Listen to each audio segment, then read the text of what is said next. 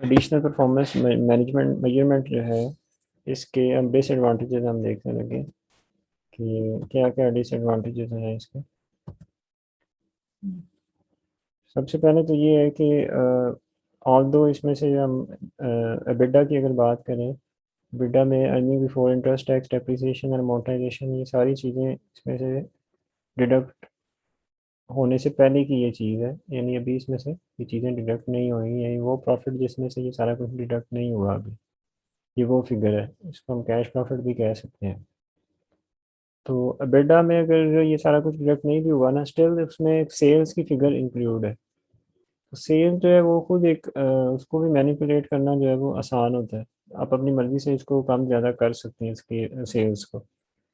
तो स्टिल वो मैनिपुलेशन के चांसेस हैं, तो एबिटा को भी मैनिपुलेट किया जा सकता है, क्योंकि जब सेल्स को किया जा सकता है तो एबिटा को भी किया जा सकता है। अच्छा, इसी तरह जैसे हम कह रहे हैं कि अब इसमें डेप्रिसिएशन अमोर्टाइजेशन इंक्लूड नहीं करनी, तो इसका मतलब है कि हम एक्रूवल अकाउंटिंग एक कैश प्रॉफिट चाह रहे हैं ना, अक्रूड प्रॉफिट नेट प्रॉफिट तो हमारे पास आता है लेकिन उसको हम नहीं चाह रहे। लेकिन अगर देखा जाए तो उसके भी अपने फ़ायदे हैं। अगर आप डेप्रिसिएशन या अमोर्टाइजेशन को इग्नोर कर रहे हो, टोटली उसको ले ही नहीं रहे, तो फिर लेकिन आप उस एक एसेट जिसकी डेप्रिसिएशन नहीं आप ले रहे, जो कि उसकी कॉस्ट है, जो कि आपने उसको एक्सपेंस आउट करना होता है, वो नहीं आप ले रहे, लेकिन आप उसकी सेल जो है वो आप ले रहे हो। वो एसेट जो कमा के दे रहा है वो तो आप सेल्स की फिगर ले रहे हो ना, EBITDA में अर्निंग्स में इंक्लूडेड है सेल्स का फिगर। तो सेल तो उसकी आप ले रहे हो उस एसेट की जो वो अर्न करके दे रहा है, लेकिन उसकी कॉस्ट को जो है वो आप टोटली इग्नोर कर रहे हो, उसका जो खर्चा है वो आप इग्नोर कर रहे हो, तो उसकी डेप्रिसिएशन आप ले नहीं रहे। तो ये एक डिफरेंट सा तजाद सा आ रहा है इसमें।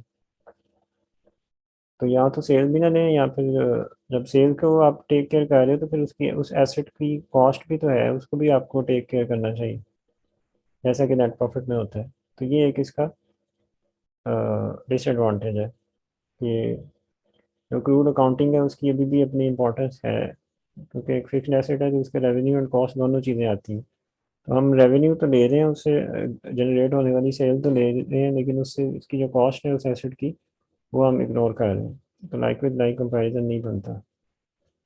अच्छा, इसी तरह अबेडा के अंदर जो है वो हम नॉन रिकरिंग आइटम जो है वो हम लेस कर देते हैं, वो हम उन्हें भी इग्नोर कर रहे हैं, यानी जो भी नॉन रिकरिंग हमारा आइटम्स हैं वो हम इग्नोर कर रहे हैं। फॉर एग्जांपल हमारा एक आइसक्रीम बिजनेस है, तो प्राइमरी बिजनेस तो हमारा ये है कि हमने सेल करनी है आइसक्रीम की और हमने पैसा कमाना है, लेकिन एक साथ हमने सेकेंडरी बिजनेस भी खोला हुआ है कि उसी प्रॉफिट उसी सेल्स के आइसक्रीम के बिजनेस से जो प्रॉफिट होता है उसको हम इन्वेस्ट करते हैं स्टॉक्स में। तो जो स्टॉक से जो गेन लॉस आ रहा है ना उसको हम इग्नोर कर देते हैं, बिकॉज वो हमारा एक सेकेंडरी बिजनेस से जनरेट होने वाला गेन लॉस है। तो वन ऑफ या नॉन रिकरिंग आइटम्स जो हैं उनको हम इग्नोर कर देते हैं एबिडा में, एबिडा की कैलकुलेशन करते हुए वो उनको भी हम टेक केयर नहीं करते। तो ये भी एक डिसएडवांटेज है कि वन ऑफ इम्पेयरमेंट जो है उसको इग्नोर कर देते हैं, पेनल्टीज़ हैं कोई वन ऑफ वो इग्नोर कर देते हैं। इसी तरह जो financial instruments particularly gain loss जो होना होता है फ्रॉम उसकी जो चेंज है उसको भी इग्नोर कर दिया जाता है, क्योंकि वो प्राइमरी बिजनेस नहीं है। तो ये वन ऑफ चीज़ें जो है उनको इग्नोर करके हम बेटा कैलकुलेट करते हैं, कोई इनकी भी कोई एडजस्टमेंट हम इसमें नहीं करते। इसी तरह वो जो पहले हमने बात की थी कि क्योंकि अब बेटा जो है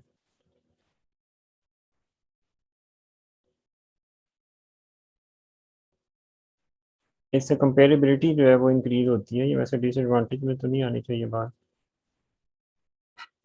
कंपेरेबिलिटी की जो है वो मोर कंपेरेबल वाली बात जो है वो आ रही है कि increase comparability between financial statements of different entities because tax and interest is not in the control of manager. तो वो मैनेजर के कंट्रोल में तो नहीं होता, तो वो आप उससे कंपेरेबिलिटी आपके लिए ईजी हो जाती है। अच्छा, दूसरा ये है कि जब आप इंटरेस्ट को लेस करते हो नेट प्रॉफिट कैलकुलेट करते हुए, तो आप डिविडेंड जो है वो उसके बगैर आप जो प्रॉफिट है उसको देख रहे होते हो। तो अगर देखा जाए तो कॉस्ट ऑफ इक्विटी जो है उसको तो आप लेस नहीं कर रहे, लेकिन आप जो इंटरेस्ट वालों की कॉस्ट ऑफ डेट है उसको आप लेस करके प्रॉफिट निकाल लेते हो नेट प्रॉफिट के केस में, जो कि गलत बात है। एबिटा जो है वो दोनों को इग्नोर कर रहा है, ना वो डिविडेंड को टेक केयर कर रहा है, ना वो इंटरेस्ट को कर रहा है। लेकिन नेट प्रॉफिट जो है वो इंटरेस्ट को टेक केयर करता है, उसको डिडक्ट करके फिगर आती है, जबकि डिविडेंड नेट प्रॉफिट में से डिडक्ट नहीं होता। तो ये भी एक जो है वो एक डिफरेंट सी बात है। तो यहाँ तो दोनों ही ना लो, या फिर दोनों को लो, दोनों डिडक्ट होकर प्रॉफिट आना चाहिए। तो ये भी एक इशू है। अच्छा, उसके अलावा कुछ और भी इश्यूज आ रहे हैं परफॉर्मेंस मेजरमेंट से रिलेट कर रहे हैं जो, वो ये है कि ये मिसलीडिंग भी है कि कंपनी जब अपनी मर्जी करेगी, क्योंकि रूल्स एंड रेगुलेशन तो है नहीं, तो कभी कोई शो कर देगी, कभी कुछ शो कर देगी, कुछ स्टैंडर्ड रिक्वायरमेंट तो है नहीं, तो इसलिए इस पे यकीन करना मुश्किल हो जाता है। तो अब इस पे यकीन कैसे आए, तो उसके लिए फिर कंपनीज को क्या करना पड़ेगा, कंपनीज को अपने नेट प्रॉफिट के साथ अपना एबिटा जो है, डिफरेंट परफॉर्मेंस मेजर जो भी वो कैलकुलेट करेंगे, जो कि फाइनेंशियल है एटलीस्ट उनको, अगर जहाँ तक अबेडा की बात है, तो कंपनीज को चाहिए कि अपना जो अबेडा और नेट प्रॉफिट की फिगर है इसको रिकनसाइल करें। जब रिकनसिलिएशन शो होगी तो उससे जो है वो यकीन आएगा कि ये एक परफॉर्मेंस मेजर ठीक है। इससे पता चलेगा कि ये अबेडा की कैलकुलेशन कैसे हुई, या डिफरेंट परफॉर्मेंस मेजर जो है उनकी कैलकुलेशन किस तरह हुई है। ठीक है। तो ये कुछ एडवांटेजेस हैं और कुछ डिसएडवांटेजेस हैं और कुछ उसके अलावा जनरल बातें हैं। भी फर्दर कुछ और भी मजीद इस बारे में पढ़ेंगे, डिसएडवांटेजेस वगैरह।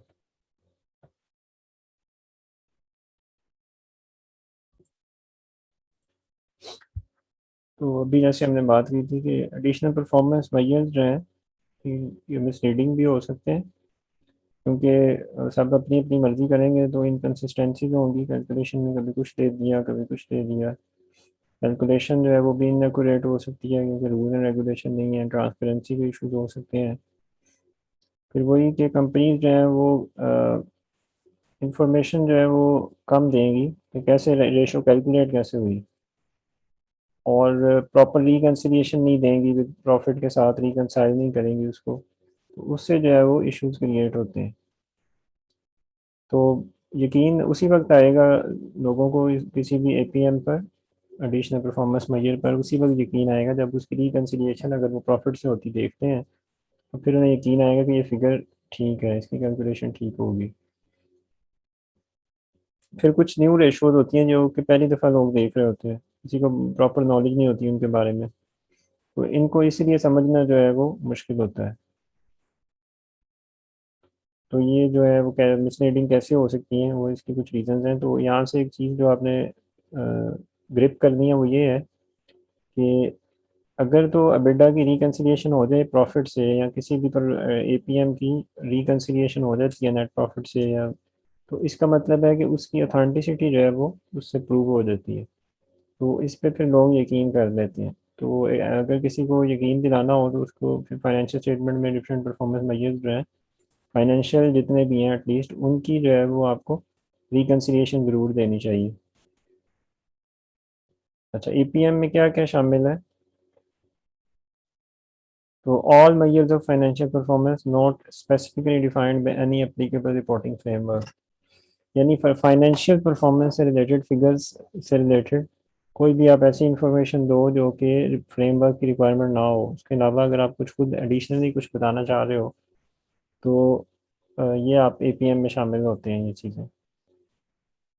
इसी तरह वो तमाम मैयर्स जिनसे आप जो है वो फिज़िकल परफॉर्मेंस दिखा सको किसी भी ऑर्गेनाइजेशन की, फॉर एग्जांपल कि कितने यूनिट्स जो है वो इस साल बिके, कितने पिछले साल बिके, तो ये एक इंटरनल इंफॉर्मेशन होती है कि नंबर ऑफ यूनिट्स कितने सेल हुए, उसमें चेंज आप शो कर सकते हैं। इसी तरह नंबर ऑफ एम्प्लॉय चेंज बता सकते हो आप, कितने एम्प्लॉयज़ जो है वो बदले, कम हुए या ज़्यादा हुए। तो इससे जो है वो डिस्क्लोजर्स जो है उनको भी इंटरप्रेट करने में मदद मिलती है। तो फाइनेंशियल परफॉर्मेंस वाले मेजर्स और फिज़िकल परफॉर्मेंस जो कि तमाम वो चीज़ें जो कि एप्लीकेबल रिपोर्टिंग फ्रेमवर्क की रिक्वायरमेंट नहीं है, जो कि स्टैंडर्ड्स वगैरह नहीं मांग रहे, लेकिन आप अपने तौर पे अगर कोई फाइनेंशियल परफॉर्मेंस से रिलेटेड का मेजर देना चाहो, और इसी तरह अगर कोई फिजिकल परफॉर्मेंस से रिलेटेड देना चाहो तो वो आप दे सकते हो। तो इससे डिस्क्लोजर में भी हेल्प मिलती है। इसी तरह एक परफॉर्मेंस मेजर है हमारा नेट फाइनेंशियल डेट।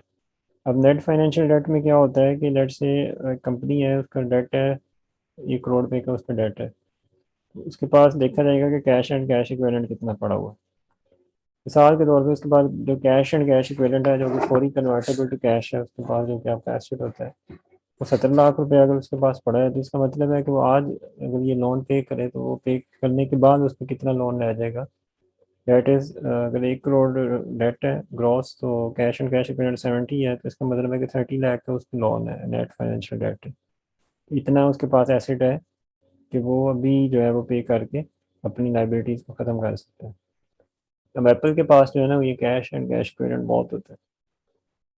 तो अगर एप्पल की बात करेंगे तो उसकी नेट फाइनेंशियल डेट नेगेटिव भी आ सकती है फिगर, कि वो अभी आज अगर अपने पैसों में से अपना डेट पे करे तो उसके पास इतना पैसा होगा कि वो फिगर नेगेटिव में चली जाएगी, नेट फाइनेंशियल डेट उसका नेगेटिव में आ रहा होगा। ठीक है। इसी तरह एक एडजस्टेड नेट फाइनेंशियल डेट है कि इसमें जो आपकी जो डेरिवेटिव लाइबिलिटीज़ हैं उनको आप इग्नोर कर देते हो, कि जस्ट लाइक बिफोर, जैसे हमने कहा था कि ये तो है हमारा साइड बिजनेस है, तो ना हम इसका गेन ले रहे हैं, ना हम इसका लाइबिलिटी ले रहे हैं, तो डेरिवेटिव लाइबिलिटीज़ का जो इफेक्ट है वो अगर आप अपने डेट डेट में से निकाल दें तो वो जो एडजस्टेड आएगा, debt will be adjusted net financial debt. अच्छा, जो यूके बॉडीज़ हैं वो इस एपीएम को एक्सेप्ट कर रही हैं, लेकिन ऑस्ट्रेलियन बॉडी जो है वो इसको रिजेक्ट कर रही है, वो नहीं मानती इनको, लेकिन यूके वाले जो है वो इनके काम कर रहे हैं इनको। अभी तक डॉक्यूमेंट तो नहीं किया, लेकिन इस पर काम हो रहा है, यानी वो फाइनेंशियल स्टेटमेंट्स में इनको एक्सेप्ट कर लेते हैं, इसके ऊपर इम्पोर्टेंस के ऊपर काम हो रहा है। तो एपीएम में क्या शामिल होता है? All measures of financial performance, standards के अलावा जो भी फाइनेंशियल परफॉर्मेंस के मेजर्स आप दिखाना चाहो।